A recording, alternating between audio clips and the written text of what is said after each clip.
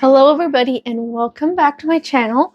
We are making sourdough today because I have not made a video about sourdough in forever. So we are making a sourdough croissant loaf and I have never done this before, so I'll be learning right alongside of you guys. So I'm going to be making this evening something called a levain, which I have never actually made before, and it's something similar to a sourdough starter. It's just that you take a small portion of your sourdough starter and you feed it with flour and water, and then you let it rise for like 10 hours or something, or 12 hours maybe, and then in the morning it will be fully risen, and that is called a levain. We will be making a levain tonight, and I will see you later.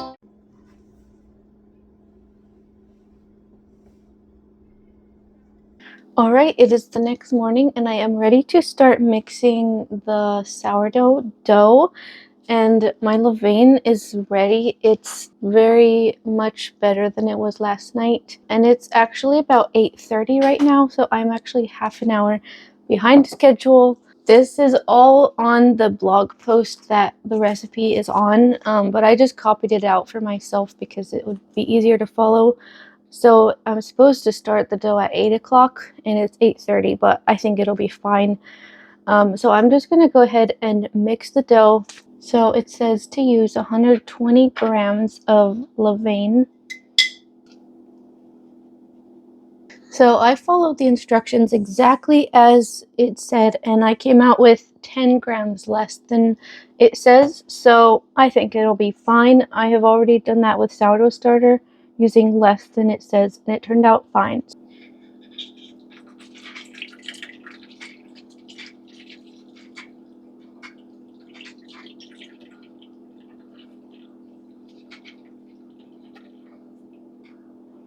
And I don't know if you can tell, but this is actually floating in the water, which is a very good sign. That means that it's active and ready to be used. So I'm going to go ahead and grab the salt and we will add that in. And we'll be adding in 500 grams of bread flour, and then we'll be mixing all of this together.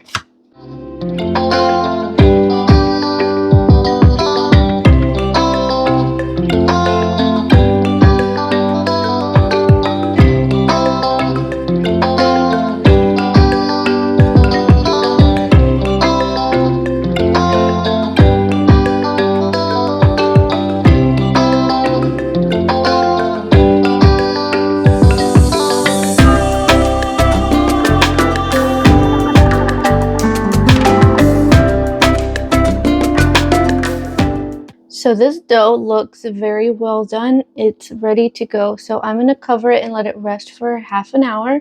While that is resting, I'm going to put a half a cup of butter into the freezer because this dough is apparently very cold sensitive or heat sensitive.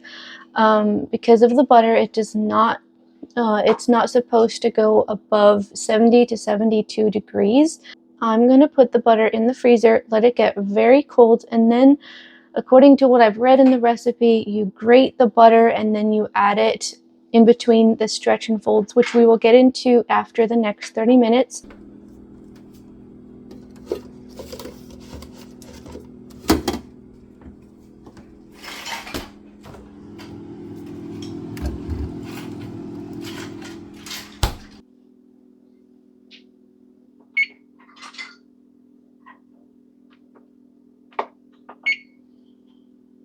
Okay, it has been 30 minutes and I'm going to do the first set of stretch and folds. So in order to stretch and fold, what you do is you just lift up a portion of the dough and you just fold it over on itself.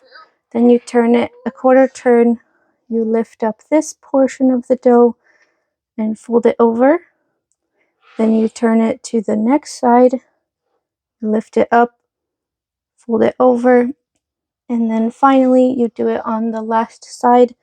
You lift it up, fold it over, and that's it.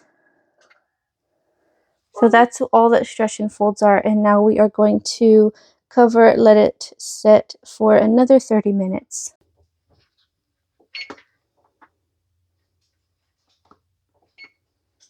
So almost another 30 minutes have passed. I'm going to go ahead and grate this butter, and we will add half of it to this round of stretch and fold.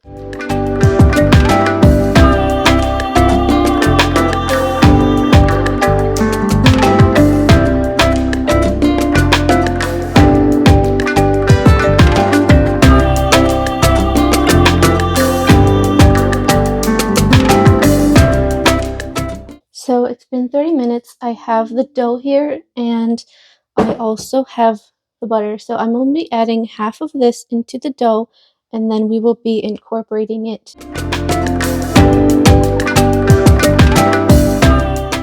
And I will be putting this into the freezer. Okay, now I'm going to make my hands wet. And let's go for this on the second set of stretch and folds.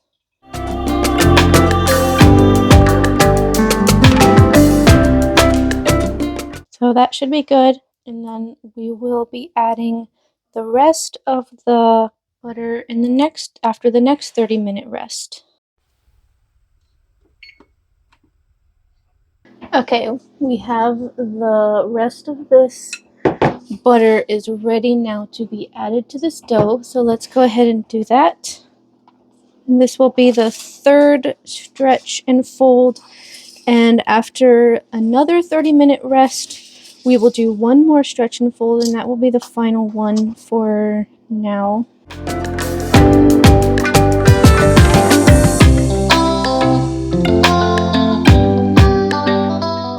Okay, so that's the third stretch and fold, and we will be letting it rest for another 30 minutes and doing one more set of stretch and folds.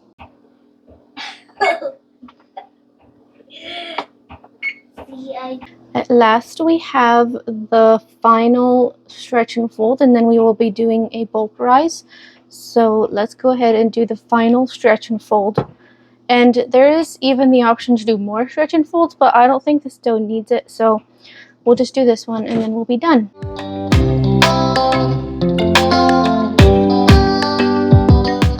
There we go. The dough looks very nice. It is very nice and soft and bubbly already. Yeah, we're going to let it rise for 6 to 7 more hours. So it's 11 o'clock right now. That will be at 5 o'clock that we will be ready to, we will be doing the shaping, and then we will be letting it rise overnight in the fridge. This is the beginning of the bulk rise right here. We'll be letting it sit for 6 hours, and at 5 o'clock we will see you again. Well, it is almost 6 hours later. I have about 20 more minutes on the timer, but I think I'm just gonna go ahead and get this process started. The dough looks very nice. It's got some bubbles on the top and it has risen nicely, so I think I'm gonna go ahead and just put it on the counter and get started with the pre-shaping process.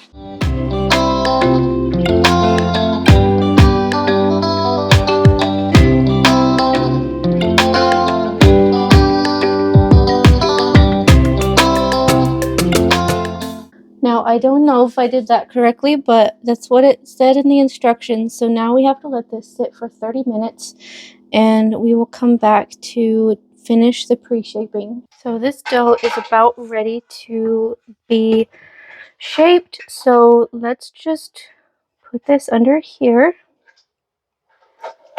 and we flip it over so the floured side is down. I believe if I'm following the instructions correctly, you just lift it up, fold it over, and do that all around, kind of similar to the stretch and folds that we did.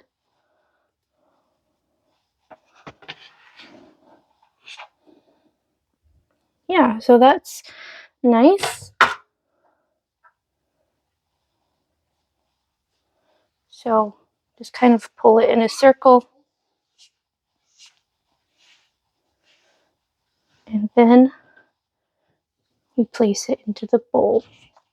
It's going to be covered with this, and I will put it into the fridge, and it's going to be in the fridge until tomorrow morning, and I will bake it in the morning.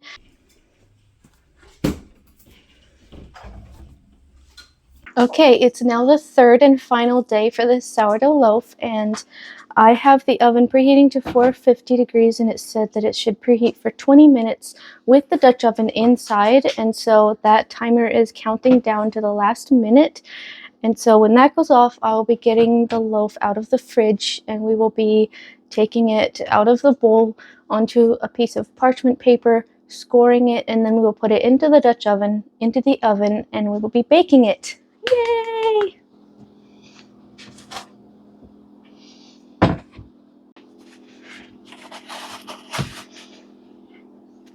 So there it is after it's a very long cold fermentation. So let's grab some parchment paper.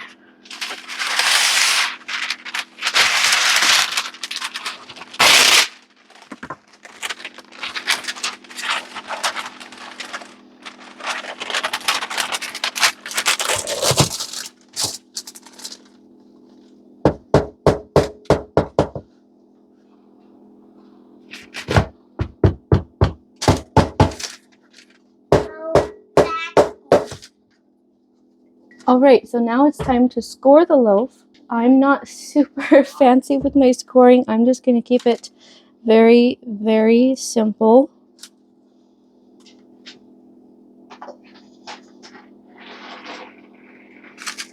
So I think that's good enough. I'm going to get the Dutch oven out of the oven now.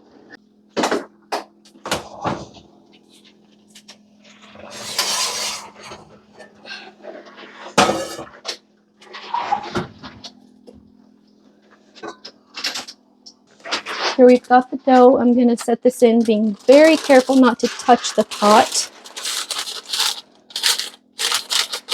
Okay, now we put the lid on.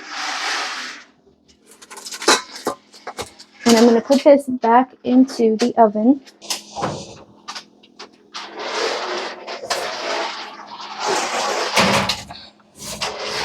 Okay.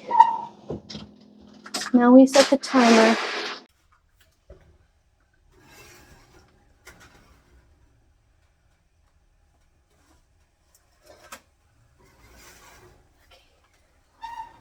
And it is time to get the bread out of the oven. It looks delicious. So the recipe does say that the butter will leak out a little bit, but if there's too much butter leaking out, that it would mean that it needed more proofing time. But I think that looks okay. Like, it's not an insane amount of butter that leaked out. So we will come back later to give this a taste test. Okay, it has cooled off, and I'm going to just go ahead and cut a slice. There we go. Looks very nice. Okay, let's see how this tastes. It's very buttery, which is obviously delicious. But like, even the texture is just like nice and soft. I think it turned out very nicely. So I would highly recommend trying this loaf. It's not as hard as what it seems. It's a lot of time and a lot of good steps, but it's not too hard. So I would definitely recommend you try this. So I will see you guys in another video. Bye.